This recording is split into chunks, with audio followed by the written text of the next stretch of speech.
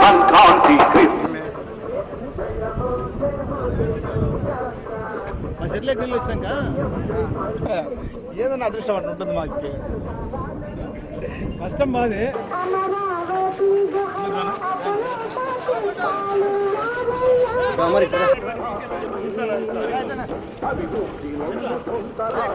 కదా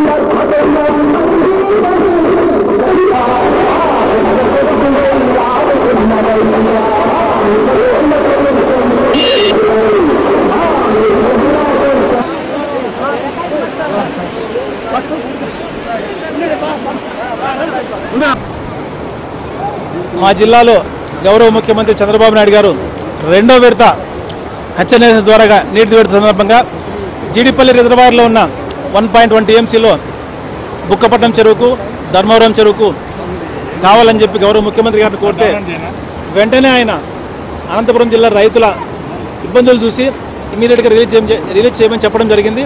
దాంట్లో భాగంగా ఈరోజు బుక్కపట్నం చెరువుకి అయితేనేమి ధర్మవరం చెరువుకి అయితే రిలీజ్ చేశారు. బుక్కపట్నం చెరువుకి ఆల్రెడీ నీళ్ళు వెళ్తున్నాయి. ధర్మవరం చెరువు కాకపోతే చెన్నై కొత్తపల్లి మండలంలో ఒక 3 చెరువులు ఉన్నాయి. ఆ 3 చెరువులు నిండి వెళ్ళాలి ధర్మవరం చెరువుకు. దాంతో కొంత లేట్ అవుతా ఉంది. అయినప్పటికీ కూడా ఇప్పుడు ఎంతో కొంత తీసుకైనా ప్రతి సంవత్సరం ఇక్కడ నుంచి తప్పకుండా ధర్మవరం చెరువును నింపుతాం. అది గౌరవ ముఖ్యమంత్రి గారి చంద్రబాబు గారి దయా ఆయన మంచి దీని నుంచే ఈరోజు మేము నీళ్ళు తీసుకెళ్తున్నాం.